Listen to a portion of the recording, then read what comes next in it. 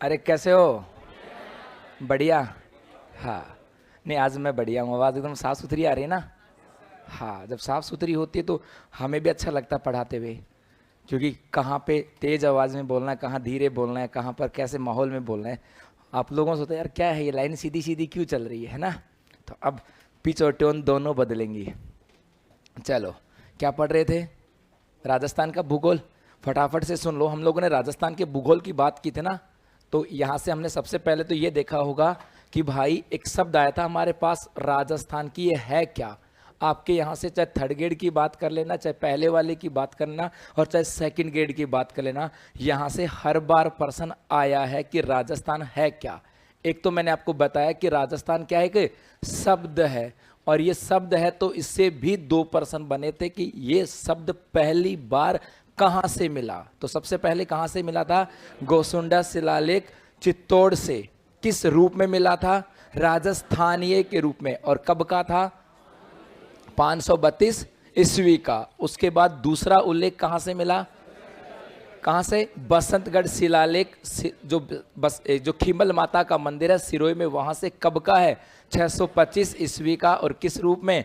राजस्थानीय द्वितीय के रूप में। एक तो ये पढ़ा था। उसके बाद ये देखा कि भाई राजस्थान जो है ना, ये किसी एक क्षेत्र का नाम है। क्षेत्र का ही नाम है क्या कि नहीं है? भाई अपन जब राजस्थान का मैप देखते हैं ना, जैसे ये राजस्थान का मैप हम लोगों ने देखा कि ये राजस्थान है, तो इस क्षेत्र विशेष को हम लोग क्या बोलते हैं? इसी को तो राजस्थान बोलते हैं, किसी और को बोलते हैं? इसी को तो बोलते हैं ना। तो इस क्षेत्र का नाम क्या है? राजस्थान। जब इसका नाम कहाँ है बेटा? ये वो पेज गया।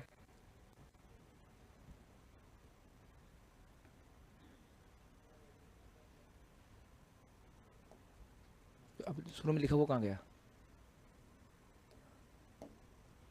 ये पहले कर, ये ऊपर ऊपर कर देना तो उसको होता है ना।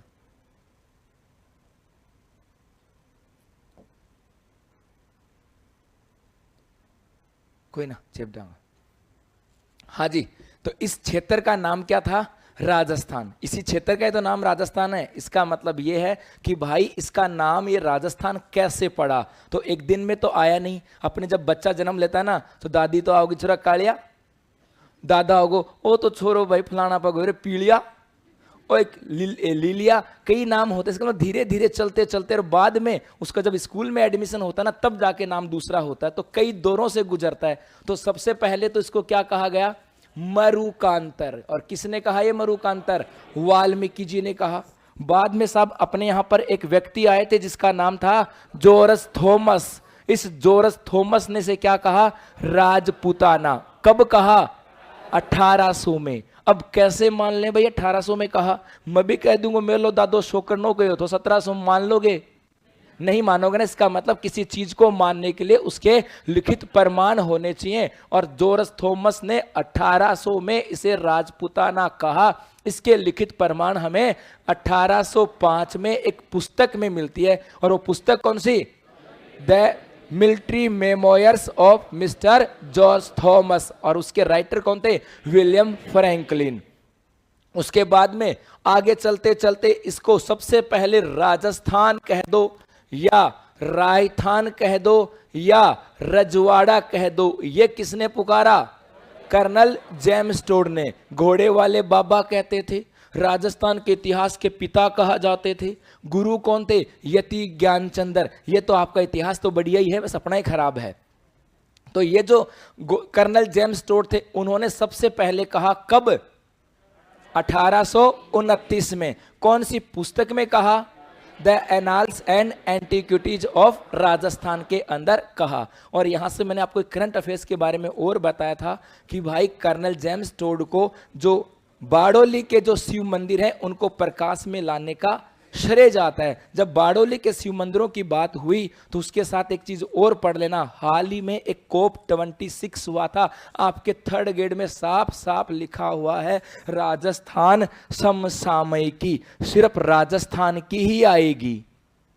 और कितने पर्सन हैं? 10 से 12 पर्सन आएंगे, ये भी ध्यान में रखना। तो वहां से कोप 26 हुआ था ग्लासगो के अंदर। उस कोप 26 के अंदर राजस्थान का एक मुद्दा उठा था। पूछे ना कि कोप 26 में राजस्थान के किस मंदिर की चर्चा हुई, तो बारडोली के मंदिर थे कि पर्यावरण ये प्रदूषण के कारण से ये धीरे धीरे काले पड़ते जा रहे हैं।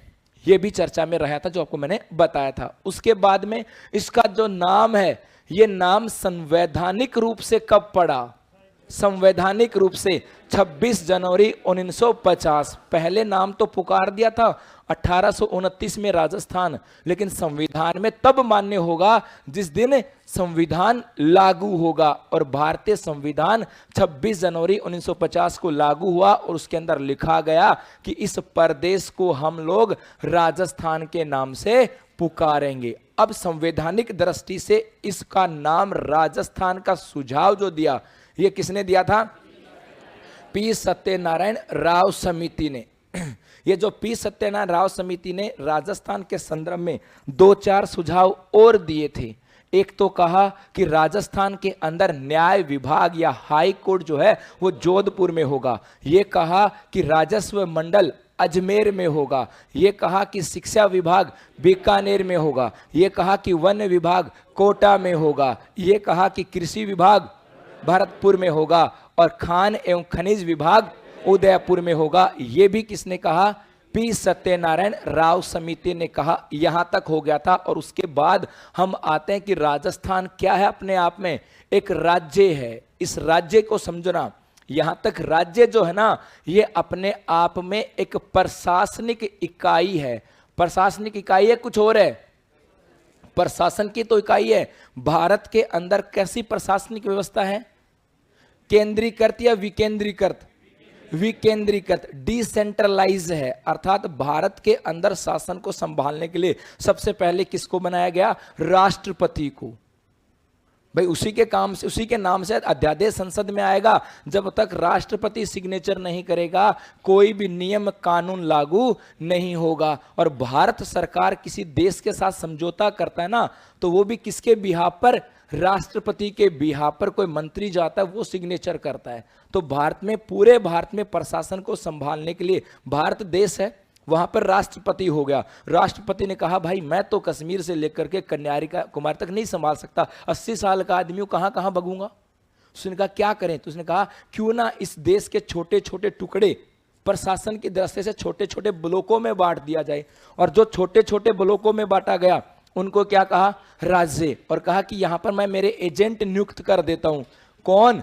राज्यपाल। राज्यपाल ने कहा कि भाई मैं भी तो 80 साल का हूं, कहां धोरों से लेकर के कहां सिरोही के पहाड़ियों में घूमता फिरूंगा, मारोगे क्या? कहां भीड़ के जंगलों में घूमूंगा, धौलपुर में ठोक देंगे डाकू मुझे। तो उसने कहा भाई मेरी बस की बात नहीं। बोलो क्या करें? तो बोलो क्यों ना यहां पर प्रशासन को और बेहतर बनाने के लिए इसको प्रशासन की दृष्टि से छोटे छोटे इकाइयों में बांट दो। तो पर राज्य को किस में बांटा? हाँ गलती कर गए, संभाग में। संभागीय आयुक्त जिसको बोलते हैं, आईएएस अधिकारी होता है। अब ये भी पढ़ा लिखा था। बोलो भैया मैं तो पढ़ा लिखा आदमी हूं, मेरी बस की बात नहीं। मैं मार्केट में जाता हूं, लोग यहाँ पानी के लिए हाया रखते जाते हैं, बाप कना तेरो पूत मरे आयो तू अठे। अब उन्हें बेरोग ने पूत किए मरे। ऐसा हुआ था, मैं खेतड़ी से संबंध रखता हूँ। हमारे वहाँ एक आईएएस ट्रेनी आया था, साउथ का था। वो खेतड़ी में कोई पानी के लिए धरना चल रहा था, तो वो बेचारा गया वहां पर। अरे बाप कना तेरो पूत मरे तू मन पानी कौन दे। अब पूत अपन तो समझते हैं बेटा होता है। उसके कहे कि पूत क्या होता है? बोलो सर ये कह रहे हैं कि आपका बेटा मरे। बोलो शादी नहीं हुई, बेटा कहां से मरेगा? हाँ, तो अब बेचारा कलेक्टर का भैया यहाँ तो पूत मारते हैं, पुणे जाने की व्यवस्था नहीं है। तो बोलो क्यों ना इसको और बांट दो। तो संभाग को किसमें बांटा? जिलों में। और जिलों को किसमें बांट दिया?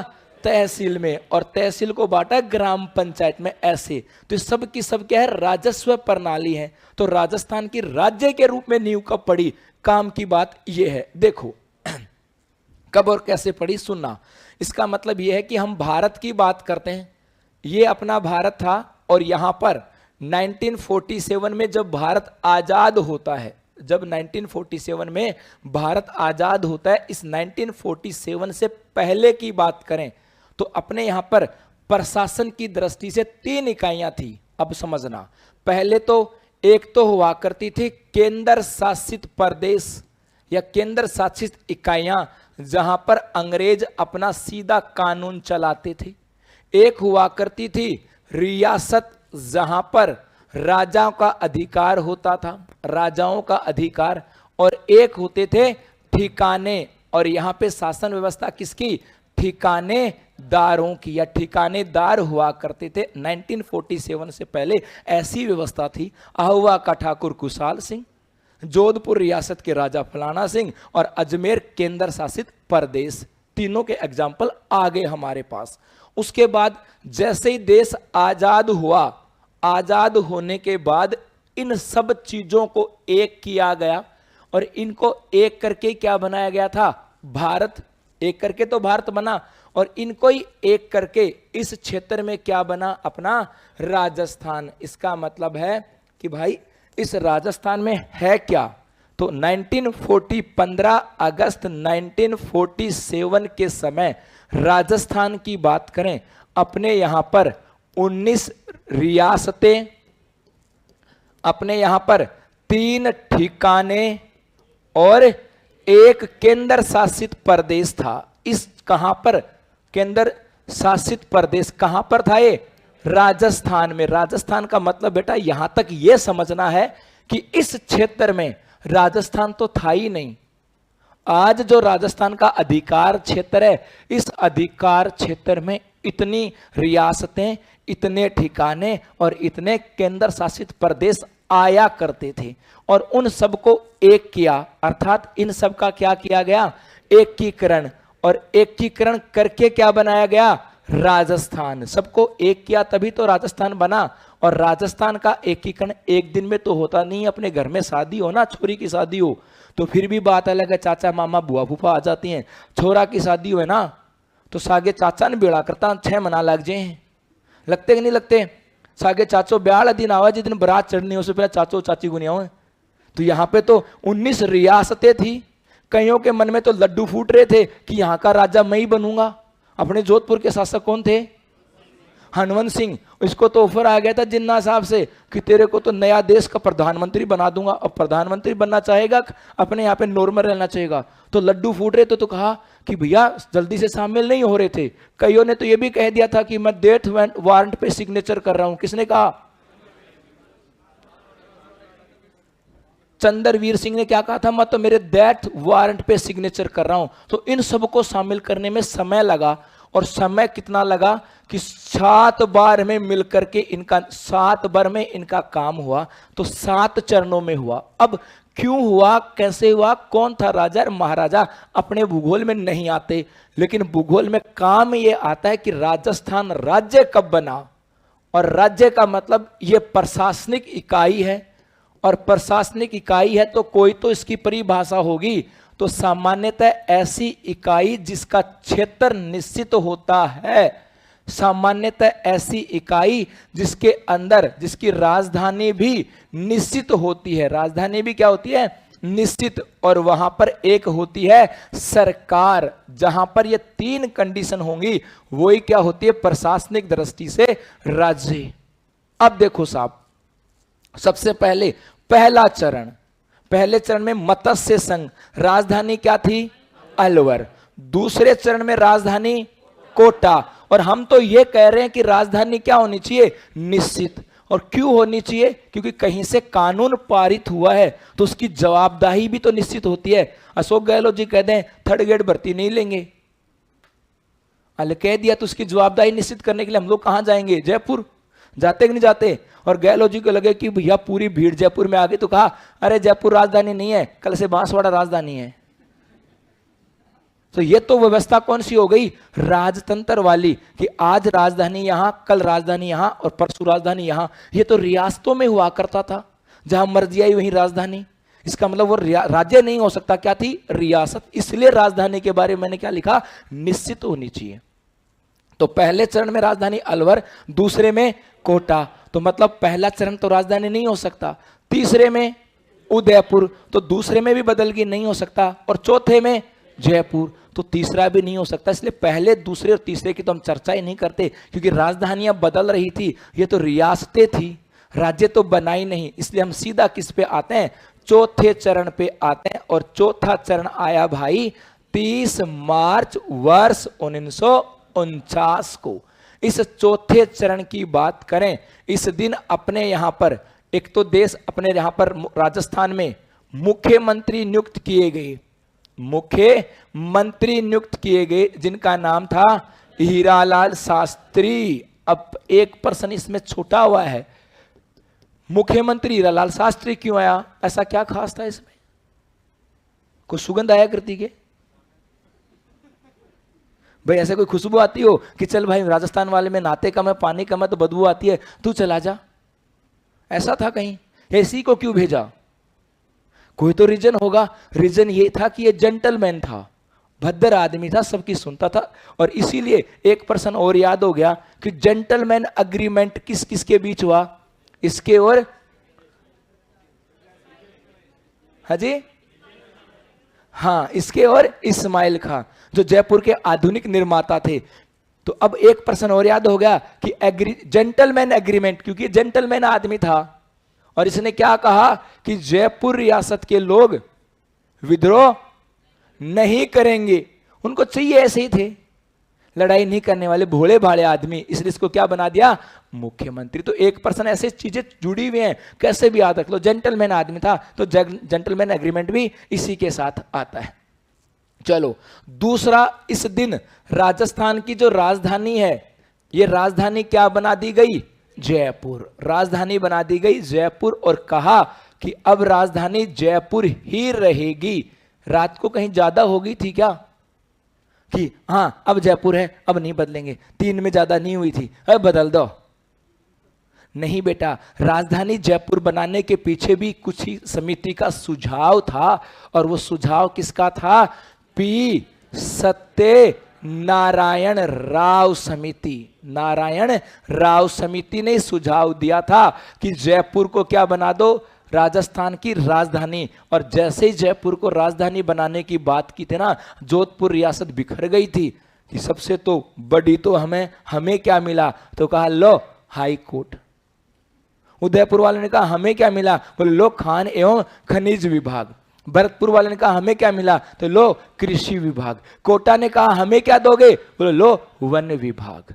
अजमेर ने कहा हमारे पास क्या है, बोले लो शिक्षा विभाग और राजस्व विभाग। और बीकानेर वाले ने कहा हमें क्या दोगे, तो लो शिक्षा विभाग। इसीलिए उनको ये दिया गया था। नहीं, आपको पता होगा राजस्थान हाई कोर्ट का उद्घाटन सबसे पहले कहां हुआ था, जयपुर में। लेकिन मामला बिगड़ा तब कहां पर आया था, ये जोधपुर में। तो यहां पर राजधानी जयपुर रही, कहा कि जयपुर ही होगी और निश्चित होगी। और इसका सुझाव भी पी सत्यनारायण ने दिया। और जैसे ही मुख्यमंत्री आ गया, राजधानी में बैठेगा, कोई कानून बनाएगा, तो उसका कानून का एक अधिकार क्षेत्र होता है, पर्टिकुलर एक क्षेत्र में काम करता है। तो इस दिन राज्य की सीमा का भी क्या हो गया, निर्धारण। और जैसे ये 3 कंडीशन पूरी हुई, देखो इन तीनों की बातें पूरी हो जाती हैं। और इसी दिन राजस्थान, चौथे चरण में राजस्थान की क्या हो गई, राज्य के रूप में नींव, राज्य के रूप में नींव पड़ गई भाई। और इसीलिए प्रतिवर्ष 30 मार्च को हम किस रूप में मनाते हैं, राजस्थान दिवस के रूप में मनाते हैं। यह रीजन यहां से आता है। क्लियर, आगे चलें। अब देखो, किसी बच्चे का जन्म हो जाए, छोटो सो नान्यो, उसके बाद 6 महीने के बाद वो थोड़ा सा बड़ा होता है, तो किस चीज में बदलाव हुआ, उसके रंग रूप और आकार में। और रंग रूप और आकार में जो बदलाव होता है उसे कहा जाता है स्वरूप में बदलाव। स्वरूप ही तो बदल रहा है, मूल भाव थोड़ी बदल रहा है तो मानवी, बस समय के साथ उसका स्वरूप बदल रहा है, छोटे से बड़ा, बड़े से और बड़ा और उससे और बड़ा। इसका मतलब चौथे चरण में राजस्थान राज्य बन गया। उसके बाद में कई रियासतें बच गई थी, उनको 5वें चरण में जोड़ा गया। तो राज्य थोड़ी बदला, राज्य का स्वरूप बदला। तो 5वें चरण में राज्य का स्वरूप बदला, 6ठे चरण में भी राज्य का स्वरूप बदला। और उसके बाद क्या आता है, 7वां चरण। और इस 7वें चरण में भी स्वरूप बदला। और बदलते बदलते राजस्थान इस स्वरूप में आ गया और ऐसा ही स्वरूप हमें आज दिखाई देता है। इसीलिए यहां से जो शब्दावली आती है ना, उस पर गौर करना कि 7वें चरण में क्या हुआ, राजस्थान अपने वर्तमान स्वरूप में आया। कभी ये नहीं कहते कि निर्माण हुआ, राजस्थान का राज्य के रूप में निर्माण तो चौथे चरण में ही हो गया था। 5वें में स्वरूप बदलता है, 6ठे में स्वरूप बदलता है, तो 7वें में भी स्वरूप बदला, ऐसा स्वरूप आ गया। क्या बात है, गुरुजी आए हुए हैं भाई, किशोर जी आए हुए हैं। और गुरुजी आओ, आइए सर। हाँ जी, किशोर सर जानते तो सभी होंगे, और आप लोगों के लिए किशोर सर ने बड़ी मेहनत के साथ, पूरी शिद्दत के साथ, जोर बहुत आता है।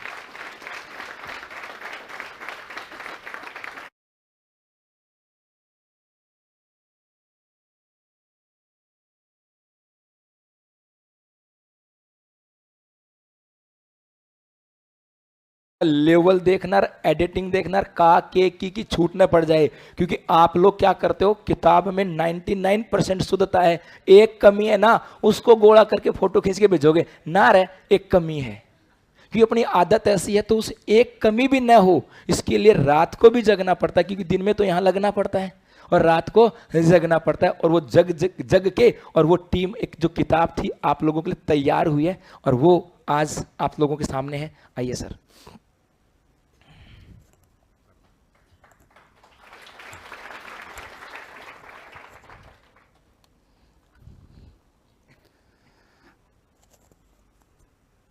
गुड मॉर्निंग, कैसे हो?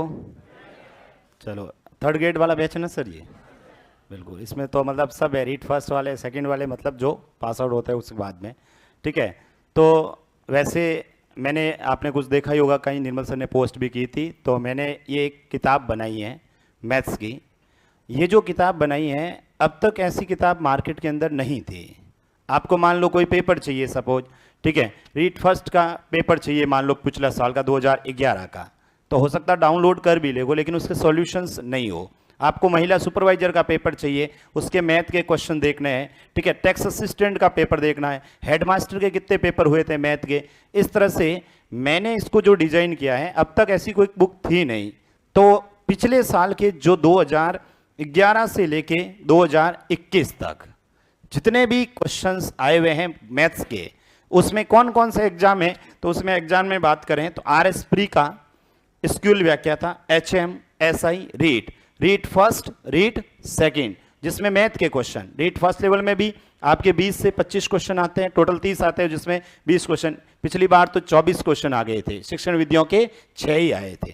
कौन कौन स्टूडेंट थे जो रीड फर्स्ट में पढ़े थे, ठीक है, मैथ्स में पढ़े थे मेरे से? चलो बढ़िया है, और जो पढ़ाया वही आया था, ऐसा कुछ भी नहीं था कि नया कुछ आ जाए। हाँ, जैसे एक आयतन वाला क्वेश्चन आपके आया था, वो हमने नहीं पढ़ा था, हालांकि सिलेबस में दे नहीं रखा था। तो रीड फर्स्ट के भी 2011 से लेके 2021 तक इसी प्रकार से पटवार, LDC, संगणक, ग्राम विकास अधिकारी, जूनियर अकाउंटेंट, महिला सुपरवाइजर, टैक्स असिस्टेंट, ये सब क्वेश्चन इसमें शामिल है। फिर उसको मैंने टॉपिक वाइज कर दिया, ठीक है, जिस मतलब सिलेबस में जो है, जैसे मान लो कोई रीट का स्टूडेंट है तो उसके कोर्स में जैसे परसेंटेज नहीं है तो लाभा नहीं पड़ेगा, सेकंड लेवल का है तो वो उसको पढ़ लेगा, ठीक है। मान लो RS प्री का दे रहा है तो वो परसेंटेज, उसको टॉपिक वाइज करके उसको सभी को टॉपिक में बांट दिया। ऐसे लगभग 1300 क्वेश्चंस बने टोटल। इन 1300 प्रश्नों का सॉल्यूशंस भी है, ठीक है, सबका जैसा मैं क्लास में पढ़ाता हूं उसके हिसाब से इसको सॉल्यूशन। दूसरा सबसे बड़ी खासियत सर इसकी ये है कि हमने इसको QR कोड दे रखा है, ठीक है, मतलब सभी प्रश्नों का वीडियो हल भी है। मान लो कोई क्वेश्चन लिखा हुआ समझ में नहीं आता है तो हमने सर उसको वीडियो सॉल्यूशंस के थ्रू, ताकि स्टूडेंट को आसानी से समझ में आए, तो उत्कर्ष ऐप के अंदर जैसे इसको स्कैन करते हैं तो उत्कर्ष ऐप में चले जाते हैं, वहां पर आपको सभी के सभी इसके वीडियो सॉल्यूशंस भी अवेलेबल हो जाता है। तो ये इस तरह से मैंने डिजाइन की, जो कि स्टूडेंट के लिए बहुत बेनिफिशियस रहेगी। कोर्सेस में लगभग मेरे को समथिंग 8 से 10 महीने लगे इसको बनाने में, ठीक है। कोशिश ये है कि नई गलतियां हैं, बट फिर भी मानव है, गलती तो थोड़ी बहुत हो भी जाती है, ठीक है। पेपर में भी देखते हैं उसमें भी गलती हो जाती है, तो उसके बावजूद भी फिर भी कोशिश ये है कि नहीं रहेगी। और इसकी जो कॉस्ट रखी है वो मैंने 130 रुपये रखी है। ऑल ओवर राजस्थान के अंदर अवेलेबल हैं, ठीक है, सभी पूरे राजस्थान के अंदर ये किताब अवेलेबल है।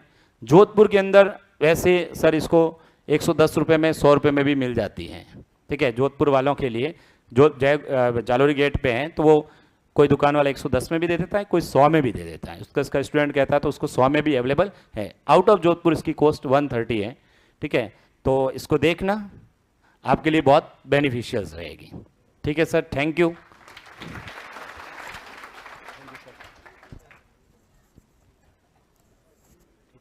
Okay sir, thank you. भाई मतलब बुक कैसे लिखते हैं अच्छे से पता है, हालत ख़राब होती है, मजाक नहीं। जो करंट अफेयर्स वाली बुक आती है वो तो 1 महीने की है, और जब 30 तारीख को जब उसका क्लास 30 तारीख की क्लास होती है, 2 तारीख तक उसको मार्केट में लाना होता है, तो 30 और 1 तारीख को 2 दिन तो रात को सोया नहीं जाता है। सोने का मतलब ये है कि नींद तो आए कहाँ से, वो पढ़ते रहते हैं कि भाई कहीं से कोई गलती नहीं है। बुक में मेहनत बहुत लगती है। अभी मैं जिला दर्शन पे काम कर रहा हूँ, राजस्थान की ज्योग्राफी काम कर रहा हूँ, 2 बुकों पे काम चल रहा है, लेकिन हालत ये है कि एक बार बनती है, जब दोबारा पढ़ते हैं ऐसा लगता नहीं मज़ा नहीं आया, दोबारा लगो, फिर दोबारा पढ़ा नहीं यार मज़ा नहीं आया, और दोबारा लगो।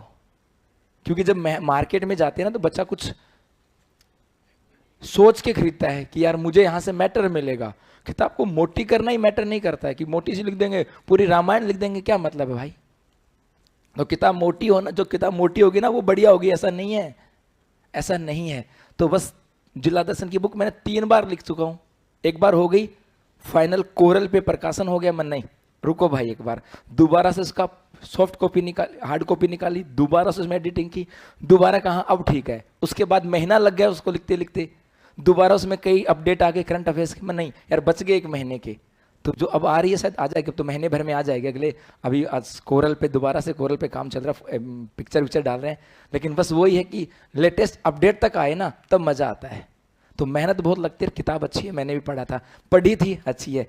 आता तो अपने को गणित है ही नहीं, अपना तो गणित वैसे ही खराब है, गणित इतिहास सब खराब है, अपने एक भूगोल ठीक है। आ जाओ, तो शब्दों को समझना, चीज़ों को समझना, क्योंकि सिर्फ शब्दावली मारेगी आपके, मैटर नहीं मारेगा। राज्य तो कब बन गया, 4थे चरण में, और उसके बाद किसका बदलाव हुआ, मतलब बच्चे का जन्म होने के बाद उसमें किसका बदलाव होता है, स्वरूप का। इसलिए वर्तमान स्वरूप जो है ये कब आया, 7वें चरण में। अब 7वां चरण में वर्तमान स्वरूप आया तो कुछ भागों को जोड़ा हो गया, तभी तो स्वरूप बदला होगा। तो इस 7वें चरण में राजस्थान में जोड़े गए स्थान कौन से थे, एक तो आता है अजमेर मेरवाड़ा, ये सबसे लास्ट में जुड़ा था, अजमेर मेरवाड़ा। उसके बाद में एक आ जाता है कौन सा, सुनेल टप्पा, एक जोड़ा गया सुनेल टप्पा, और एक आ जाता है आबू देलवाड़ा का क्षेत्र, आबू देलवाड़ा। और इस आबू देलवाड़ा से आज तक 2 बार प्रश्न बन चुके हैं, 2 बार प्रश्न बन चुके। और ये वर्तमान स्वरूप आया कब था, 1 नवंबर 1956, 2 बार प्रश्न बन चुके, 2 बार क्या 3 बार प्रश्न। पहला तो ये आबू देलवाड़ा को राजस्थान में मिलाने का श्रेय किसको जाता है, ये जाता है गोकुल भाई भट्ट को। गोकुल भाई भट्ट, क्या कहा जाता है गोकुल भाई भट्ट को, हाँ जी, राजस्थान का गांधी, पक्का 100% लॉक कर दिया जाए, हाँ जी। क्या बोलते हैं इसको, राजस्थान का गांधी। देखो कल तो ये भी दिमाग में नहीं आ रहा था, क्योंकि दिमाग चल ही नहीं रहा था, हैंग था। राजस्थान का गांधी। और इस बार तो रीट सेकंड लेवल में तो ऐसे पूछे थे, 100 द्वीपों का शहर, सीधे प्रश्न थे, बस वो जो 10वीं तक की किताबों में था वैसे प्रश्न यहां से कि एक तो राजस्थान का गांधी, और एक इस आबू देलवाड़ा को राजस्थान में मिलाने की सिफारिश जो की थी वो समिति कौन सी आती है, और उसका नाम था फैजल अली आयोग। फैजल अली आयोग ने कहा था कि ये क्षेत्र किसमें होना चाहिए, राजस्थान में होना चाहिए। और एक ये आबू देलवाड़ा जो है ना, ये सिरोही रियासत का हिस्सा था। और याद रखना, सिरोही रियासत का विलय राजस्थान के कितने चरणों में हुआ, सिरोही रियासत का जो विलय है राजस्थान के अंदर 2 चरणों में हुआ। गुरुजी कैसे, ये तो साफ साफ ही दिख रहे हैं, सिर्फ आबू देलवाड़ा ही बची थी, बाकी तो पहले मिल गया। सिरोही अपने है कि नहीं है, तो बाकी सिरोही तो मिल गया होगा। लास्ट में तो क्या मिलाया, आबू और देलवाड़ा। इसका मतलब आबू देलवाड़ा के से बाकी का हिस्सा तो पहले मिल चुका था, आबू देलवाड़ा लास्ट मिला था। तो सिरोही रियासत का विलय राजस्थान में कितने चरणों में? 2 चरणों में हुआ। आगे देखो, उसके बाद लिखेंगे। अब ये तो हो गया राजस्थान। अब राजस्थान है तो आज क्या है? राजस्थान की बात करें। आज इस राजस्थान की बात करें, एक राज्य है और इस राज्य में टोटल जिले कितने आते हैं? 33 जिलों का समूह है एक राजस्थान। लेकिन हमने तो यह भी पढ़ा था कि जब वर्तमान स्वरूप में आए तब जिलों की संख्या 26। इसका मतलब है पहले तो थे 26 और ये 26वां जिला कौन सा? अजमेर। याद रखना, राजस्थान में 1 नवंबर 1956 को टोटल जिलों की संख्या कितनी थी? 26 और 26वां जिला कौन सा? अजमेर। और जैसे 33 जिले बनेंगे आज का राजस्थान हो जाएगा और उसके बाद फिर हम आएंगे इस राजस्थान के परिचय पे। कितना क्षेत्रफल है, कितनी लंबाई चौड़ाई, क्योंकि जब तक 33 नहीं होंगे तब तक तो इसका इतिहास ही चलेगा। तो 26 के बाद आगे जो जिले बने इनके लिए एक छोटा सा सूत्र है। इनके लिए एक छोटा सा सूत्र है। जैसे सूत्र है भाई, धो बादो राज, धो बादो राज हनुमान करे प्रताप। धोबादो राज हनुमान करे प्रताप। हो जाएगा क्या याद? धोबादो राज हनुमान करे प्रताप। की राजस्थान के नए जिलों के निर्माण का सूत्र कौन सा है? धोबादो राज हनुमान करे प्रताप। इस धो से क्या बना? धौलपुर। इस धो से बना है धौलपुर। इस बै से क्या बना? 12। इससे बन गया 12। इस दो से दोसा और इस राज से राजसमंद। ये हो गया अपना राजसमंद। और हनुमान से हनुमानगढ़, हनुमानगढ़। और करे से करौली, करौली। और भाई प्रताप से हो जाएगा प्रतापगढ़। तो ये राजस्थान के नए जिलों के निर्माण का क्रम है। ये तो है अपना 27वां जिला, ये हो जाएगा अपना 28वां जिला, ये 29वां बेटा, 30वां, 31। और शायद किस में आया था ये जिलों का निर्माण? आया था क्या फर्स्ट लेवल में? शायद किसी में था ये प्रश्न कि इस जिले का हनुमानगढ़ का था कि हनुमानगढ़ का निर्माण कब हुआ। अब इनका निर्माण कब हुआ? 26 तो कब बन गए? 1 नवंबर 1956 को। अब आ जाता 27वां जिला धौलपुर। बता सकता है कोई बच्चा कब बना? 1982। कब? 15 अप्रैल। कब बना? 15 अप्रैल वर्ष 1982। 15 अप्रैल वर्ष 1982 को धौलपुर। उसके बाद 12, दौसा और राजसमंद, इन तीनों का निर्माण एक ही तिथि को हुआ और यह हुआ था 10 अप्रैल वर्ष 1991। 10 अप्रैल वर्ष 1991। उसके बाद हनुमानगढ़ की बात करें, इसका निर्माण 12 जुलाई वर्ष 1994। 12 जुलाई वर्ष 1994। करौली की बात करें तो इसका निर्माण 19 जुलाई वर्ष 1997। और प्रतापगढ़ की बात करें तो इसका निर्माण 26 जनवरी वर्ष 2008 को। 26 जनवरी 2008। लेकिन यहां से 2-3 बातें पढ़नी है। पहला ये, इस प्रतापगढ़ का निर्माण किस समिति के सिफारिश पर हुआ? क्योंकि जिलों के निर्माण के लिए समिति बनाई गई थी और इस समिति का नाम था परमेश चंद्र समिति। परमेश चंद्र समिति की सिफारिश पर प्रतापगढ़ का निर्माण हुआ। और भाई मेरे तो पसीने इस बजट में भी आ गए थे, क्योंकि ये तो बड़ा मुश्किल से याद हुआ था।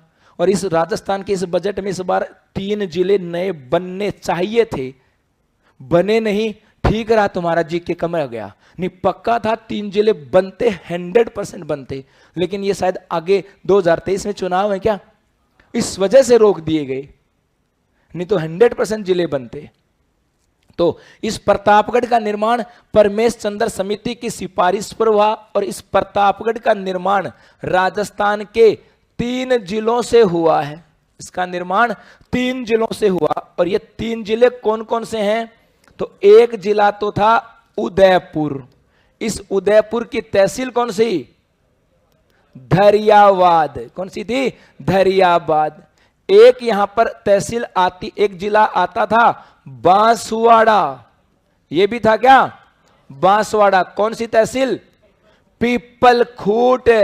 पीपल खूंट। और एक जिला आता है चित्तौड़। और इस चित्तौड़ की बात करें तो तहसील एक तो थी प्रतापगढ़, एक है छोटी सादड़ी, एक थी छोटी सादड़ी, और एक आ जाता है अरनोद। ये 3 तहसीलें, अर्थात प्रतापगढ़ का निर्माण 3 जिले और 5 तहसीलों को मिलाकर के 26 जनवरी 2008 को किया, और जिसने कार्य करना प्रारंभ किया था 1 अप्रैल 2008 से। यह बात यहां से आती है। तो अब दोबारा से सुनो, फिर लिखेंगे कि हम बात करें राजस्थान का राज्य के रूप में निर्माण। तो भैया आजादी के समय अपने यहां पर 19 रियासतें, 3 ठिकाने, एक केंद्र शासित प्रदेश था। इन सबको मिलाकर के राजस्थान बनाया गया, अर्थात राजस्थान का एकीकरण 4 चरणों में हुआ, 7 चरणों में हुआ। पहले, सबसे पहले हम 2 चरणों की बात करेंगे। पहला आता है चौथा चरण। 30 मार्च 1949 राजस्थान में मुख्यमंत्री हीरालाल शास्त्री आए, नियुक्त किए गए थे या निर्वाचित हुए थे? नियुक्त किए गए थे केंद्र से। अपने चुनाव पहली बार कब? 1952 में। कब हुए थे? 1952 में। चुन के कौन आया? टीकाराम पालीवाल। तो राजस्थान का पहला मनोनीत मुख्यमंत्री तो हीरालाल शास्त्री, और निर्वाचित था टीकाराम पालीवाल।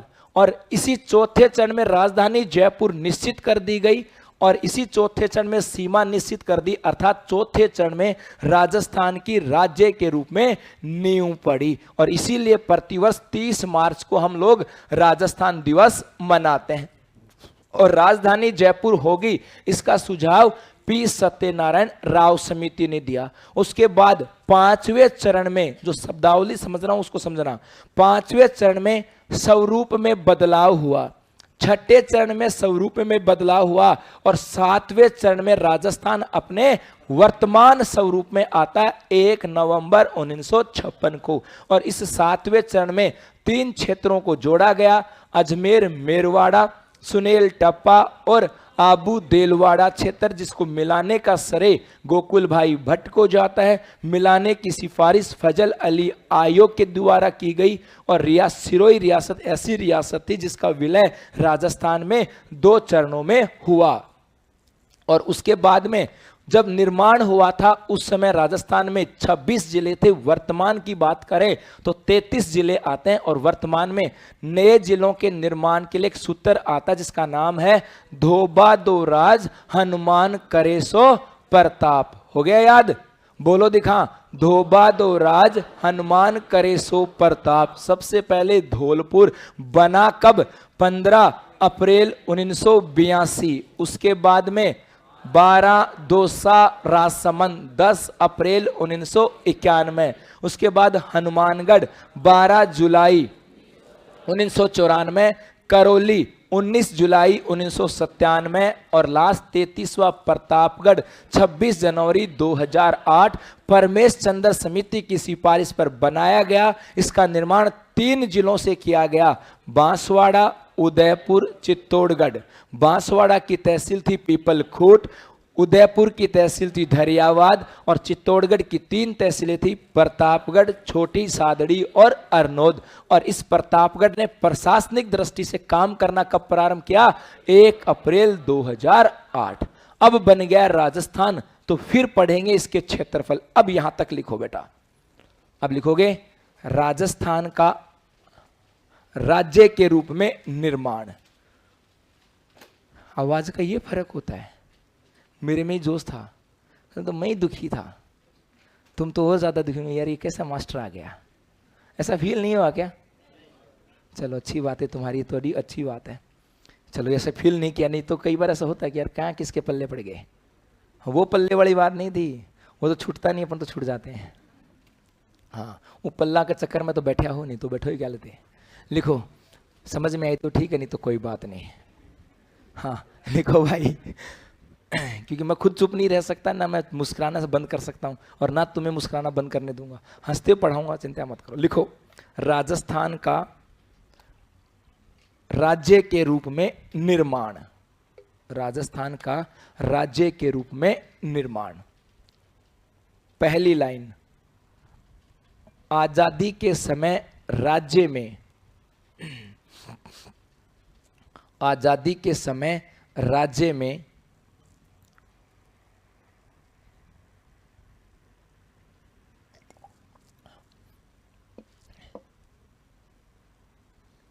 उरत थेरी की, ये तो बेकार असर हमारे लिए। तो 130 में हम भी गरीब हैं, 130 में गरीबी दबी हो तो मेरे को ना लीन जाओ। कोई ऐसा लगे किसी को 130 रुपए में बीपीएल लाइन से ऊपर उठ जाओगे तो मैं दे दूंगा। कह गुरु जी 130 हम तो गरीब है, बीपीएल लाइन क्राइटेरिया है गरीबी का, उससे नीचे और 130 में उठते हो ना तो मेरे से ले जाना।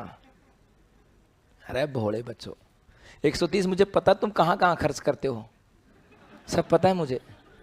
हाँ 130 तुम्हें तो काम चलता नहीं, एक बार घूमने जाते हो तो शायद एक शेक भी 100 रुपए का लेने लग गया आजकल। नहीं तुम्हें ज्यादा तजुर्बा है। हाँ जी, सबसे पहले लिखोगे आजादी के समय राजस्थान में क्या था, 19 रियासतें। याद होना चाहिए क्लास में बातें। 19 रियासतें, 3 ठिकाने,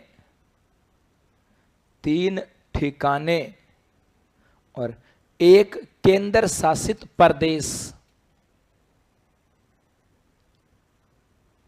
1 केंद्र शासित प्रदेश हो गया लाइन। अब नेक्स्ट लाइन है, उपरोक्त इकाइयों को, उपरोक्त इकाइयों को एक करके, उपरोक्त इकाइयों को एक करके राजस्थान का निर्माण किया गया। उपरोक्त इकाइयों को एक करके राजस्थान का निर्माण किया गया। और एक करने वाली प्रक्रिया को हम लोग क्या बोलते हैं, एकीकरण। तो नेक्स्ट लाइन हो जाएगी, राजस्थान का एकीकरण डैश 7 चरण। राजस्थान का एकीकरण, राजस्थान का एकीकरण डैश 7 चरण। और अपने लिए सिर्फ भूगोल में 2 ही चरण काम के हैं, तो अब लिखोगे चौथा चरण। चौथा चरण डैश 30 मार्च 1949। 30 मार्च 1949। 30 मार्च 1949। अब इस चौथे चरण में लिखना, पहली लाइन क्या हुआ था इस चौथे चरण में। पहला, मुख्यमंत्री हीरालाल शास्त्री नियुक्त, है ना, नियुक्त लिखोगे ना, नियुक्त नहीं होगा। क्यों नहीं होगा, एक ही तो मतलब है, नियुक्त नहीं होगा। केंद्र ने राजस्थान के अंदर मुख्यमंत्री के रूप में किसको मनोनीत किया, किसको नियुक्त किया। मनोनीत और नियुक्त में क्या अंतर है, हिंदी का कौन है, कम से कम हिंदी तो ठीक होगी मेरी भी। अब कैसे बदलेगे, नहीं नहीं पहले ना, अब हाँ हिंदी का है कौन, इसके हिंदी सब्जेक्ट रहा ग्रेजुएशन में। अब कोई नहीं हाथ खड़ा करेगा, मेरी गारंटी है। थोड़ी देर में भूगोल का पूछूंगा तो भी हाथ नहीं खड़े करोगे। कौन है हिंदी, एक अलग अलग है। हाँ कोई बात नहीं, चल लो, चाहे मनोनीत लिख लो चाहे नियुक्त, निर्वाचित नहीं होगा, बस निर्वाचित नहीं है, बाकी तुम्हारी मर्जी लिखो। मुख्यमंत्री हीरालाल शास्त्री मनोनीत या नियुक्त, मनोनीत लिख लो, है ना, मनोनीत अच्छा लगता है, मनोनीत मतलब ये इज्जत है। नियुक्त में तो जबरदस्ती नियुक्ति ग्रेडी है, मनोनीत सम्मान से बैठाया गया है, बस इतना ही सा अंतर है मेरी भाषा में, तो बाकी पता नहीं। एक लिखोगे, दूसरी लाइन, राजधानी जयपुर निश्चित की गई। राजधानी जयपुर निश्चित की गई। राजधानी जयपुर निश्चित की गई। और यहां कोष्टक में लिखोगे सुझाव। ये सुझाव किसने दिया, सुझाव किसने दिया भाई? पी सत्यनारायण राव समिति कि राजधानी जयपुर निश्चित होगी, इसका सुझाव। 30 मार्च 1949 को मुख्यमंत्री कौन था? चुनाव हो गए थे क्या भारत में?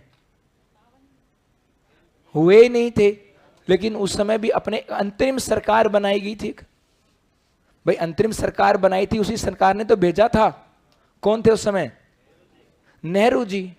अंतरिम सरकार के अध्यक्ष तो नेहरू जी थे, बस। प्रधानमंत्री तो कोई था ही नहीं।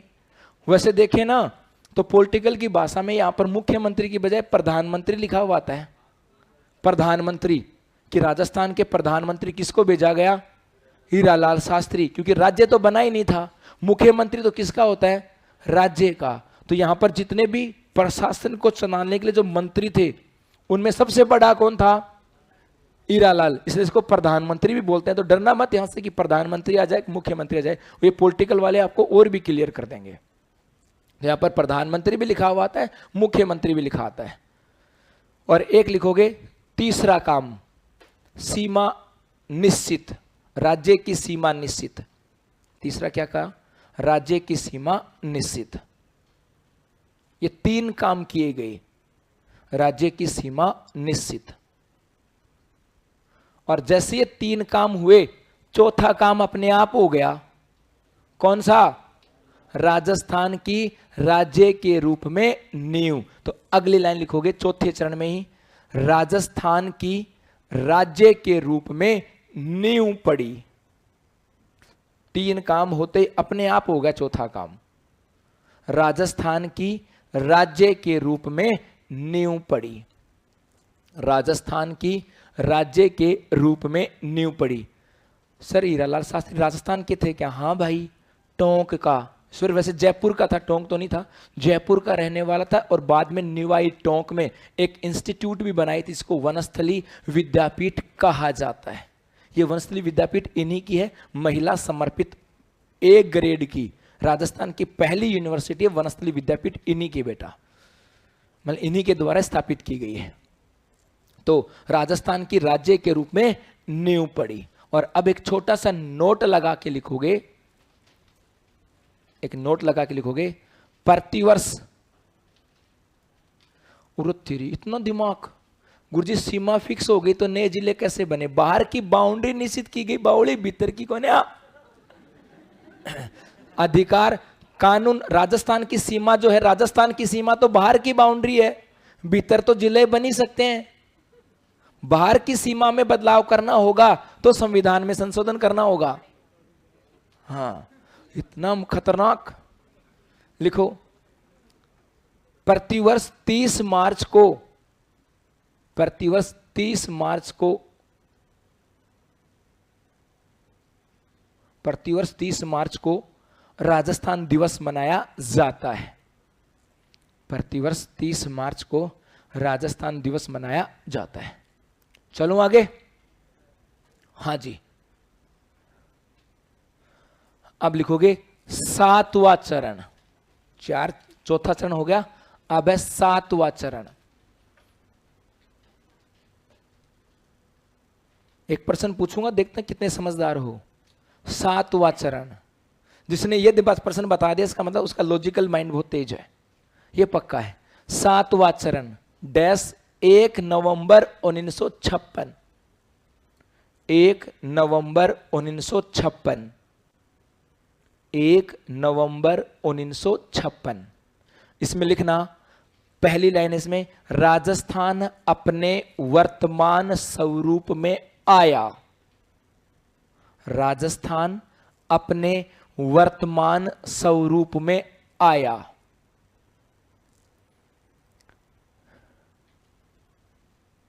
लिखोगे जिले, 7वें चरण में जिले कितने बन गए? 26। वर्तमान स्वरूप में आया तो 7वें चरण में जिले कितने थे? 26। क्षेत्रफल कौन बता सकता है? 1 नवंबर 1956 को पर्सन वो ही है, सब आता है आपको, बस भाषा बदल दी। इस दिन भी क्षेत्रफल कितना था? 3,42,239 ही जिले ही बने हैं, स्वरूप नहीं है। और क्षेत्रफल जिलों पे निर्भर करता है, स्वरूप पे, स्वरूप पे। तो एक पर्सन ऐसे बनेंगे ना, कथन और कारक। राजस्थान की सीमा इतने राज्यों से लगती है, इतना क्षेत्रफल है, तो वो कथन सही है, कथन ऐसे पढ़ेंगे हम लोग। तो इस दिन भी क्षेत्रफल भी कितना था, 3,42,239। लिख लो क्षेत्रफल 3,42,239। इस दिन क्षेत्रफल कितना था, 3,42,239। 3,42,239। और एक लिखोगे, 7वें चरण में राज्य में जोड़े गए स्थान। 7वें चरण में राज्य में जोड़े गए स्थान। 7वें चरण में राज्य में जोड़े गए स्थान। 7वें चरण में राज्य में जोड़े गए स्थान कौन कौन से जोड़े गए भाई? एक तो अजमेर मेरवाड़ा, अजमेर मेरवाड़ा, अजमेर मेरवाड़ा। दूसरा सुनेल टप्पा, सुनेल टप्पा कहां से लाए थे? मध्य प्रदेश से लाए थे इसको। कहां से लाए थे? एमपी से लेकर के आए थे इसको। हाँ, पीएम को सीएम नाम दिया गया, बहुत बढ़िया बेटा। और तीसरा कौन सा जोड़ा गया? आबू देलवाड़ा, आबू देलवाड़ा। इसको कहां से लाए? हाँ जी, गुजरात से। ये कहां से लाए थे? गुजरात से। ये गुजरात रियासत का हिस्सा था। ये कहां से लाए थे? गुजरात से। गुजरात रियासत से लाए थे इसको। ये तो बाद मुंबई रियासत कह सकते हैं, आज तो गुजरात बोलते हैं, मुंबई रियासत कह सकते हैं। बाद में तो भाषा के बाद आधार पे दो राज्य बने थे, जो गुजराती बोलते थे वो गुजरात, और जो मराठी बोलते थे वो महाराष्ट्र। और पहले रियासत कौन सी थी? मुंबई रियासत। जो मुंबई रियासत थी उसका हिस्सा हुआ करते थे, मतलब गुजरात राज्य का हिस्सा हुआ करता था। अब इस आबू देलवाड़ा को अंडरलाइन करना, यहां पर इस आबू देलवाड़ा को अंडरलाइन करना, लिखना राज्य में मिलाने का श्रेय। इस आबू देलवाड़ा को राज्य में मिलाने का श्रेय किसको जाता है? राज्य में मिलाने का श्रेय किसको जाता है भाई? गोकुल भाई भट्ट।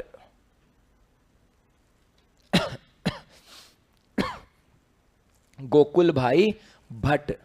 और क्या बोलते हैं गोकुल भाई भट्ट को? राजस्थान का गांधी। राजस्थान का गांधी। और एक इस आबू देलवाड़ा में एक लाइन और लिखना, राजस्थान में मिलाने की सिफारिश।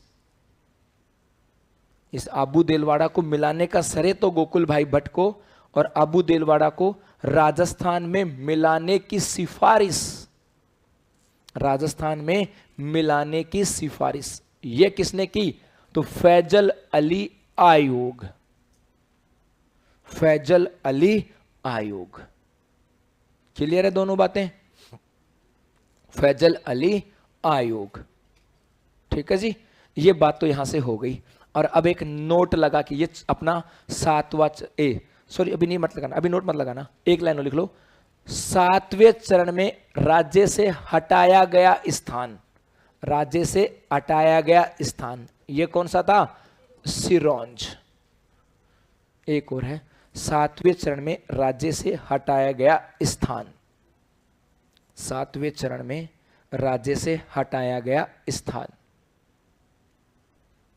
7वें चरण में राज्य से हटाया गया स्थान कौन सा भाई? सिरोंज क्षेत्र। बस ये अपना 7वां चरण यहां पर पूरा। अब नोट लगा के लिखोगे, अब नोट लगा के लिखोगे, जुलाई में कौन सा पेपर है?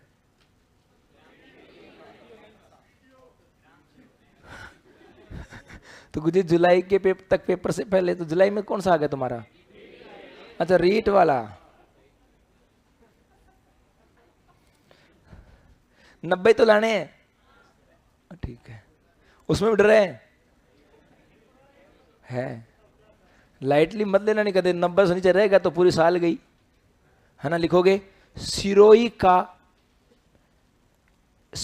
का राजस्थान में विलय, सिरोही का राजस्थान में विलय 2 चरणों में हुआ। अब कब हुआ वो तो एकीकरण में जब पढ़ोगे पता लग जाएगा, लेकिन इनको देखते ही पता लग जाता है।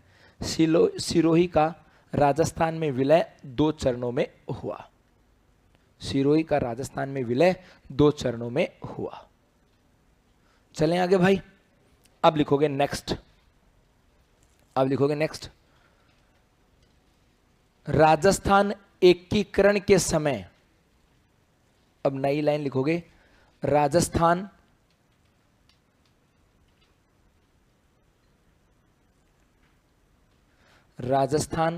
एकीकरण के समय, राजस्थान एकीकरण के समय राज्य में 26 जिले थे। राजस्थान एकीकरण के समय राज्य में 26 जिले थे, 26 जिले थे। और इस 26 को अंडरलाइन कर लिख देना। 26वां कौन सा था? अजमेर।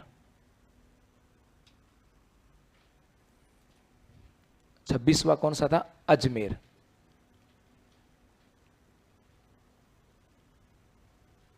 ठीक है।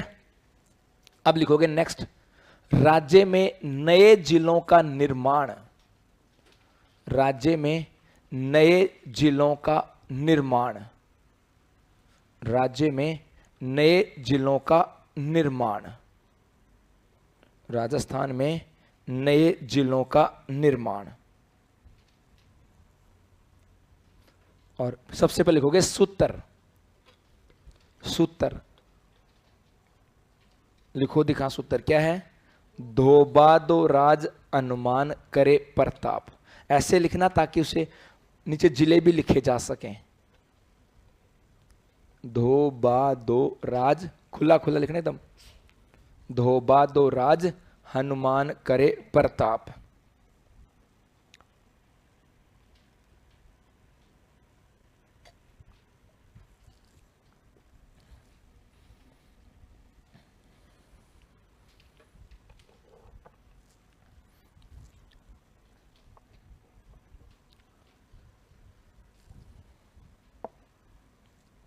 धोबादो राज हनुमान करे प्रताप। हो गया।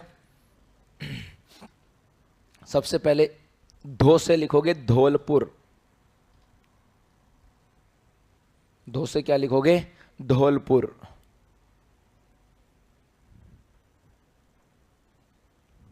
और धौलपुर का निर्माण 15 अप्रैल 1982। धौलपुर का निर्माण कब हुआ? 15 अप्रैल 1982।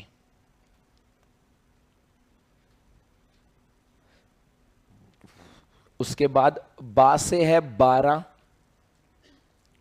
दो से है दोसा, और राज से है राजसमंद।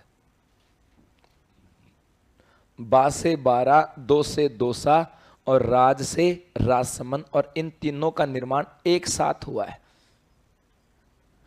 इन तीनों का निर्माण एक साथ हुआ है। कब? 10 अप्रैल 1991। 10 अप्रैल 1991।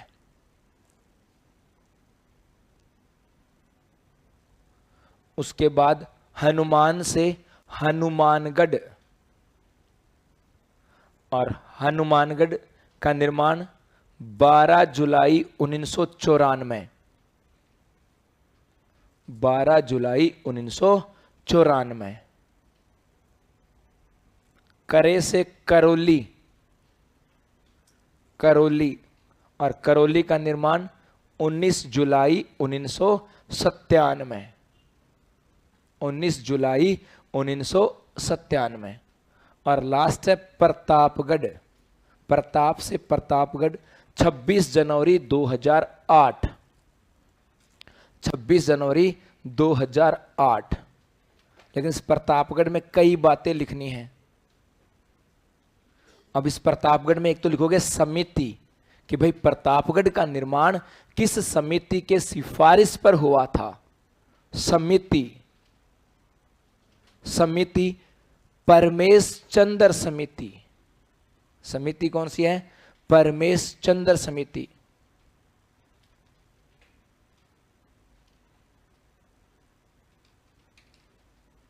परमेश चंद्र समिति। और एक लिखोगे प्रतापगढ़ में शामिल जिले। हाँ जी, जिले नहीं हुए, जिले हुए नहीं प्रतापगढ़ में शामिल, तो उसमें कोई जिलों का भाग शामिल हुआ ही नहीं थारी भाई। और यही प्रश्न मैं ऐसे लिखवा दूं कि प्रतापगढ़ का निर्माण किन किन जिलों से हुआ है, दिखा दूं आया हुआ। तो प्रतापगढ़ में शामिल जिले, कि प्रतापगढ़ में कौन कौन से जिले के हिस्से शामिल हैं। तहसील तो है ही है, तो जब जिले लिखेंगे तो आगे तहसील भी लिख देंगे, नहीं तहसील लिखेंगे तो जिले कहां लिखेंगे। प्रतापगढ़ में शामिल जिले। ना डराऊं कटियों बावड़ा, मैं तो खुद, मेरे तो कार जोड़े है ना, ना मैं नहीं डराता किसी को। आप मुझे अभी धीरे जानोगे, मैं बहुत सॉफ्ट तरीके से बोलता हूँ ना, मुझे गुस्सा कभी आता, मैं हंसता रहता हूँ। और मुझे ये भी पता है कि तुम लोग ये भी सोचते हो कि गुरुजी हमें धमकाए नहीं, क्योंकि इज्जत डिजर्व करते हो, क्योंकि मास्टर बन गए। बस तुम देते नहीं हो, डिजर्व करते हो कि हमारी होनी चाहिए, हम करें या न करें। ऐसा भी है ना, क्योंकि आपको अधिकारों का पता है, ड्यूटी का नहीं पता। तुम सोचते हो कि मास्टर हमारी इज्जत करे, हमसे जोर से न बोले, लेकिन तुम ये नहीं सोचते हो कि तुम भी गुरुजी की इज्जत करो। बस इतना इतना अंतर है, और कोई अंतर नहीं होता। सब में नहीं है, कुछ एक में होता है। और मुझे तो सुनने में आया कि बैच बहुत अच्छा है, सुनने में ऐसा ही आया है। लिखो बेटा, नहीं देखो ऐसा होता है, मतलब कॉम्बिनेशन जब बेहतर होता है तभी पढ़ाई होती है, नहीं तो पढ़ाई भी नहीं होती। क्योंकि जब आप नहीं पढ़ना चाहोगे तो टीचर भी सोचता है कि क्यों पढ़ाएं, और जब टीचर स्टूडेंट पढ़ना चाहता है ना, तो टीचर 5 बातें फालतू बताता है। लिखोगे उदयपुर। उदयपुर पहला जिला तो कौन सा था? उदयपुर। और उदयपुर की तहसील कौन सी है? धरियाबाद। धरियाबाद, धरियाबाद। उसके बाद जिला बांसवाड़ा। बांसवाड़ा। और बांसवाड़ा की तहसील पीपलखूंट। पीपलखूंट, पीपलखूंट। और एक जिला चित्तौड़। चित्तौड़। और चित्तौड़ की 3 तहसीलें हैं, प्रतापगढ़, छोटी सादड़ी और अरनोद। प्रतापगढ़, छोटी सादड़ी और अरनोद। और एक लास्ट लिखोगे इस प्रतापगढ़ में, प्रतापगढ़ का लिखना प्रशासनिक दृष्टि से कार्य प्रारंभ। प्रशासनिक दृष्टि से कार्य प्रारंभ। प्रशासनिक दृष्टि से कार्य प्रारंभ है। प्रशासनिक दृष्टि से कार्य प्रारंभ। हाँ, धैर्यवाद तहसील है सर, तो मैंने भी तहसील ही बताई बेटा।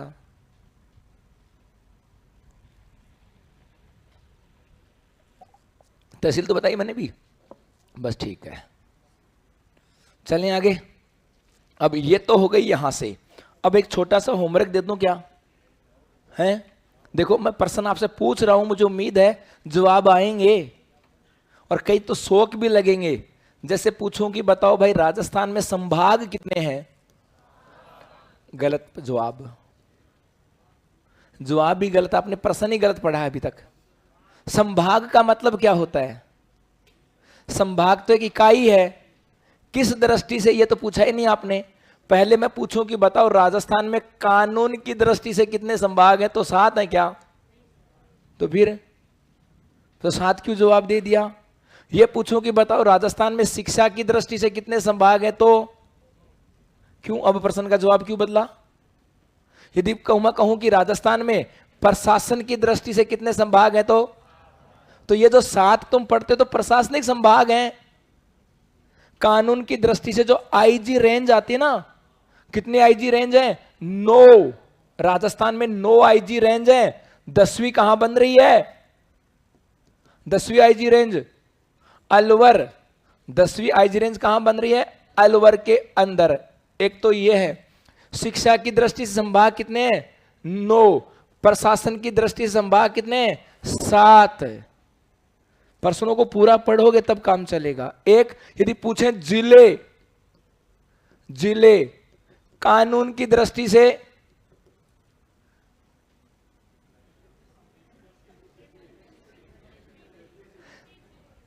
परिवहन की दृष्टि से डीटीओ सब जानते हैं, और डीटीओ नंबर जारी करता है। हाँ, अभी बहुत लेट चल रहे हो। 52 का 53 खेतड़ी, 54 आपके पिपाड़ जोधपुर है। देख लो, पोखरणा बैठे बैठे 55 बता रहे हैं, तो शायद मेरे साथ 56 वाला सुमेर पाली वाला क्यों नहीं बोले? कौन है पाली का?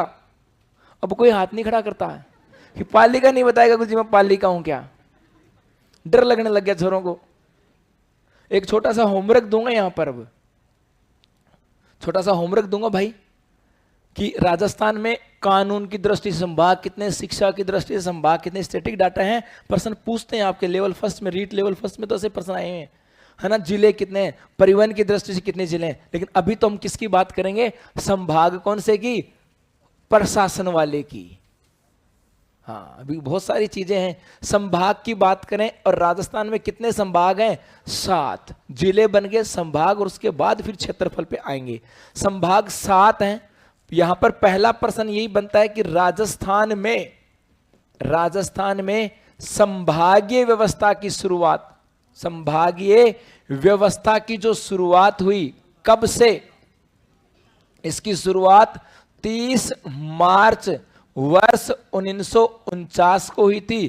किसके द्वारा? हीरालाल शास्त्री के द्वारा। हीरालाल शास्त्री बुजुर्ग आदमी थे। कहा कि आपने मुझे यहां पर हेड बना के तो भेज दिया, लेकिन मेरे से संभाला नहीं जाएगा, मेरे से संभाला नहीं जाएगा, इसलिए भैया यहां पे संभाग बना दो। और संभागीय व्यवस्था की जब शुरुआत की गई तब संभाग कितने थे? 5। और इन 5 संभागों की बात करें कौन कौन से? एक तो था जयपुर, और एक है जोधपुर, एक था बीकानेर,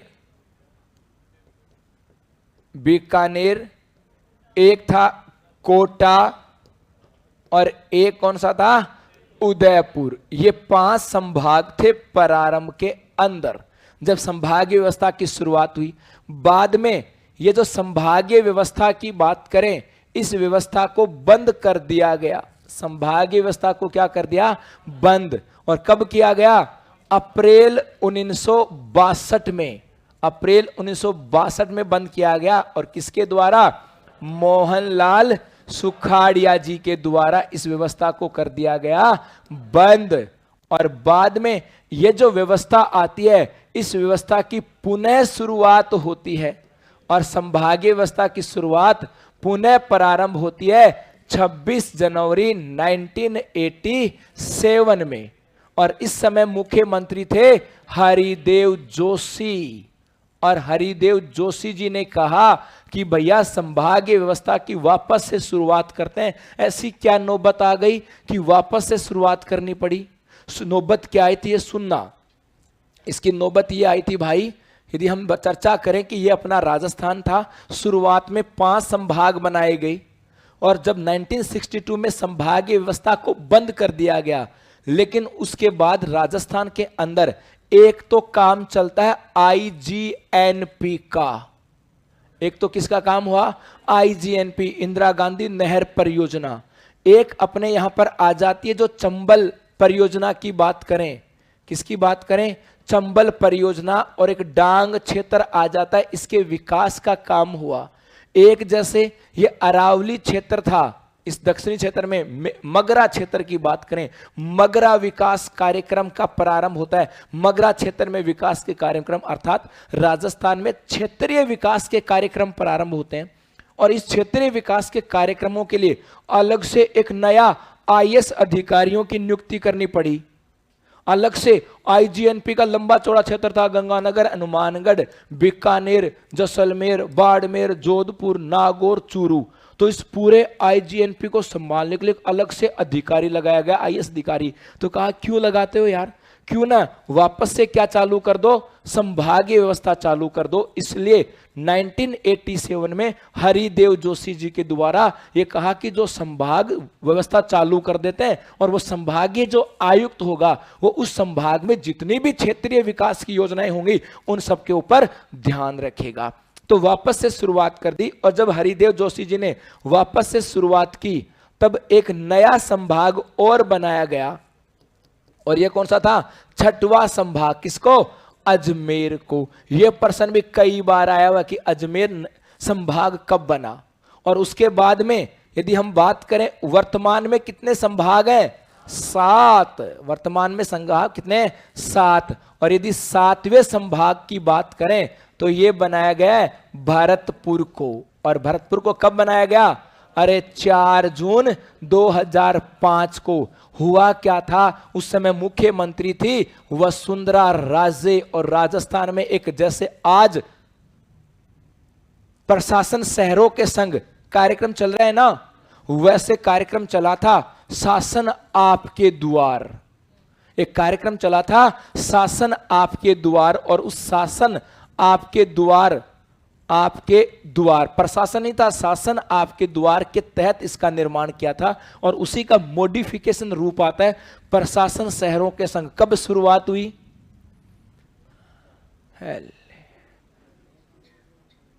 प्रशासन शहरों के संग अभियान की शुरुआत 2 अक्टूबर 2021। चलना कब तक था, 31 मार्च 2022 तक। लेकिन 2 मई 2022 से पुनः शिविर प्रारंभ और इसकी कार्य अवधि 31 मार्च 2023 तक बढ़ा दी। इसमें पटों का वितरण किया जाएगा। पटों का वितरण जो किया जाएगा वो भारतीय राजस्थान नगरपालिका अधिनियम 2009 की धारा 69A के तहत और लैंड कन्वर्जन किया जाएगा एग्रीकल्चर लैंड से आवासीय भूमि। वो किसके तहत, भू राजस्व अधिनियम 1956 की धारा 19A के तहत। इन पे चर्चा कल, ये भी लिखेंगे कल। आज के लिए इतना, धन्यवाद। हाँ जी, आपने कहा रहने दो, अच्छा ठीक है लिखो। मुझे कहा कि रहने दो, मैंने रहने देंगे, 15 तक क्यों, 30 तक ले लेंगे, अपना क्या है। तो लिखोगे अब संभाग। अब लिखोगे एक तो कॉपी के ऊपर ऊपर लिखो होमवर्क, लिखो भाई, दूता हूं मैं रोजाना, हर क्लास में देता हूं। इस बहाने तभी तो पता लगेगा, नहीं तो आपको पता ही नहीं कि राजस्थान में ऐसी व्यवस्था भी थी कि आज तक तो संभाग पूछे तो आप तो जवाब क्या देते थे, 7। अपने को पता ही नहीं था। लिखो थोड़ा सा होमवर्क ऊपर में, राज्य में संभाग, होमवर्क है ये, संभाग अलग है।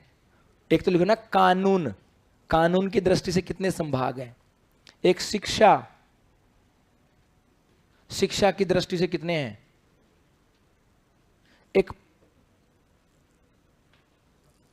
पर्यटन, राज्य में संभाग। एक तो है कानून, कि कानून की दृष्टि से राजस्थान को कितने संभागीय व्यवस्थाओं में बांटा गया है, जिनको हम आईजी रेंज बोलते हैं। एक क्या लिखा है, शिक्षा, कि शिक्षा की दृष्टि से कितने संभाग हैं।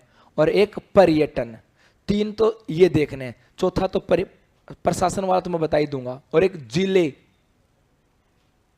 राजस्थान में जिले और कोस्टल ना सिर्फ परिवहन। प्रशासन वाले तो आपको पता ही कितने हैं, 33। परिवहन की दृष्टि से राजस्थान को कितने जिलों में बांटा गया, एक तो ये। और एक कानून, कानून की दृष्टि से राजस्थान को कितने जिलों में। जहां जहां एसपी बैठता है ना, जहां जहां एसपी बैठता है वो कानून की दृष्टि से क्या है, एक डिस्ट्रिक्ट हेडक्वार्टर है। एसपी ऑफिस जहां पर है वो कानून की है, हाँ वहां पर क्या है, पर कानून की दृष्टि से एक जिला हेडक्वार्टर है। अब देखना कितने हैं, इसका मतलब राजस्थान में कितने एसपी मुख्यालय हैं, जब देखोगे तब पता लगेगा भाई। ठीक है, चलो अब लिखोगे राज्य में प्रशासनिक दृष्टि से संभाग। अब अपने इस मुद्दे पे आते हैं, राज्य में प्रशासनिक दृष्टि से संभाग। राज्य में प्रशासनिक दृष्टि से संभाग डैश 7। प्रतापगढ़ वापस बताता हूं बेटा, लास्ट में बता दूंगा। और इसमें अब पहली लाइन लिखना, राज्य में संभागीय व्यवस्था की शुरुआत। राज्य में संभागीय व्यवस्था की शुरुआत। राज्य में संभागीय व्यवस्था की शुरुआत। क्लास बंद हो गई क्या? क्लास बंद हो गई, देख। राज्य में संभागीय व्यवस्था की शुरुआत डैश 30 मार्च 1949। 30 मार्च 1949। मुख्यमंत्री कौन था उस समय? मुख्यमंत्री हीरालाल शास्त्री। मुख्यमंत्री हीरालाल शास्त्री। और एक लिखोगे संभाग, और उस समय संभाग कितने बनाए गए? 5 संभाग। कौन कौन से थे 5 संभाग? जयपुर, जोधपुर, बीकानेर, कोटा, उदयपुर। 5 संभाग थे, जयपुर, जोधपुर, बीकानेर, कोटा, उदयपुर। जयपुर, जोधपुर, बीकानेर, कोटा, उदयपुर। प्रारंभ में ये 5 संभाग थे। उसके बाद लिखोगे संभागीय व्यवस्था बंद। संभागीय व्यवस्था बंद। संभागीय व्यवस्था बंद डैश किसने कब हुई और किसने की? बंद हो गई अप्रैल 1962। अप्रैल 1962। मुख्यमंत्री कौन था? मोहनलाल सुखाड़िया। मोहनलाल सुखाड़िया। मोहनलाल सुखाड़िया। और उसके बाद है संभागीय व्यवस्था की पुनः शुरुआत।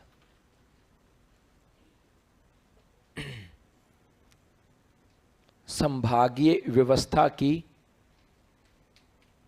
पुनः शुरुआत। संभागीय व्यवस्था की पुनः शुरुआत 26 जनवरी 1987। 26 जनवरी 1987। 26 जनवरी 1987। मुख्यमंत्री कौन? हरिदेव जोशी।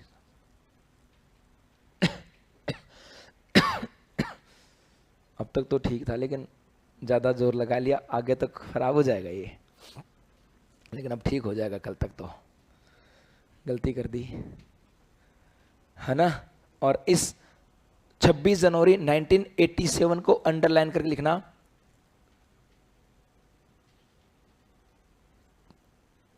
छठवा संभाग बनाया गया, कि 26 जनवरी 1987 को क्या हुआ? छठवा संभाग बनाया गया। कोष्टक में देना अजमेर। छठवा संभाग बनाया गया। किसको बनाया गया? अजमेर को। 26 जनवरी 1987 को पुनः शुरुआत हुई, और जब पुनः शुरुआत हुई तो क्या हुआ? एक नया संभाग बनाते हुए शुरुआत की गई, और नया संभाग कौन सा है? अजमेर। उसके बाद लिखोगे राज्य में 7वां संभाग।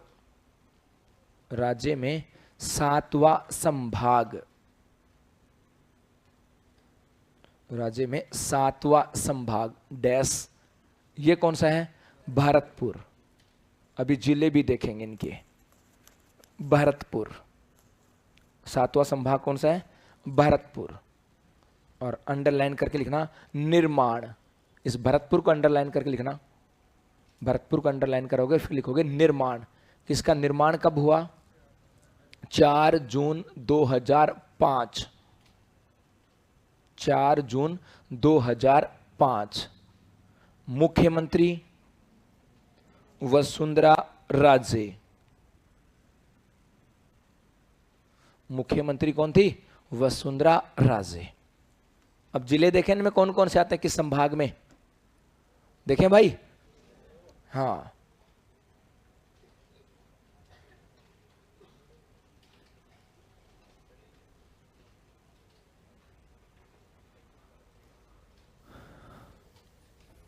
कितने संभाग हैं? 7। चलो लिखो पहले बीकानेर संभाग कि कौन कौन से जिले होंगे। इस बीकानेर में 4 जिले हैं। एक तो है अपना, देखो इसको रेड कलर से कर देता हूं, ये रहे। ये 4 जिलों वाला जो संभाग है ये तो अपना कौन सा है? बीकानेर संभाग। ये है भाई। और 4 जिले कौन कौन से इसमें?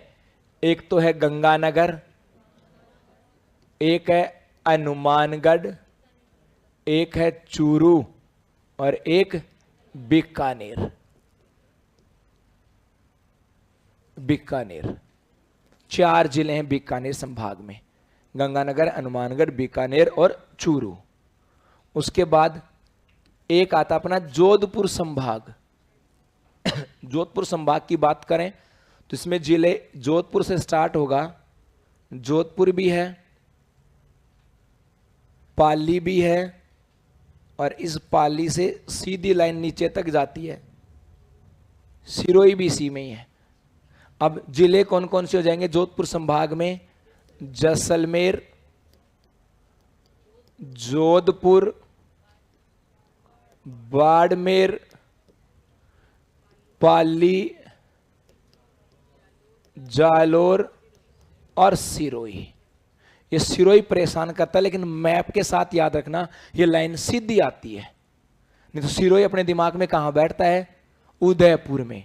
समझ आ सकते हैं यार, सिरोही तो उदयपुर के पास है, वहीं होगी। जोधपुर से तो बहुत दूर है, लेकिन पाली के साथ आता है तो लाइन सीधी आ जाती है। ठीक है जी। तो जोधपुर संभाग में जैसलमेर, जोधपुर, बाड़मेर, जालोर, पाली और सिरोही। उसके बाद में और आगे चलें, एक आता है अपना भरतपुर संभाग। इसमें कौन कौन से हैं? भरतपुर, धौलपुर और करौली और सवाई माधोपुर। तो एक तो यहां पर है भरतपुर, नेक्स्ट लिखोगे भरतपुर संभाग।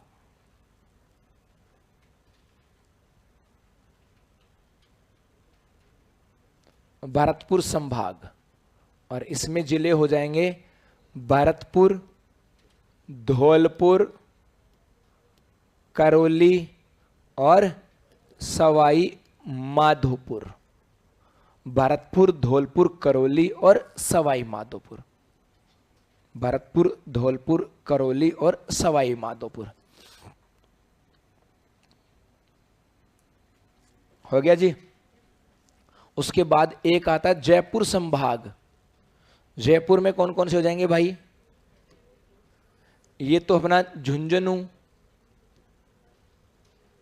सीकर, जयपुर, दौसा और अलवर।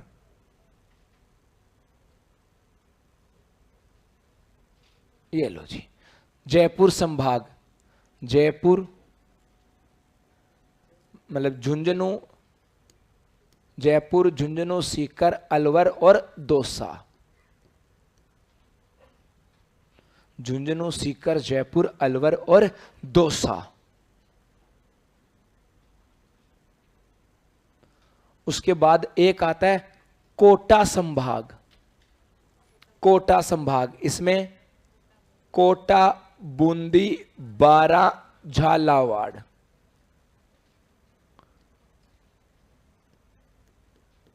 बूंदी, कोटा, बारा, झालावाड़।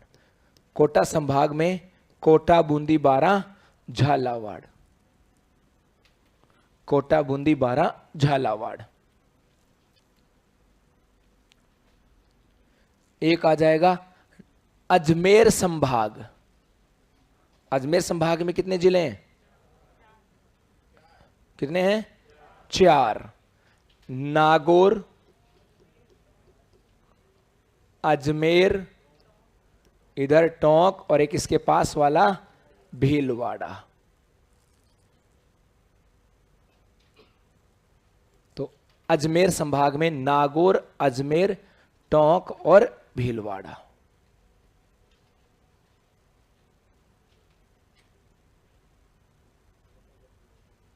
और लास्ट कौन सा बच गया? उदयपुर संभाग।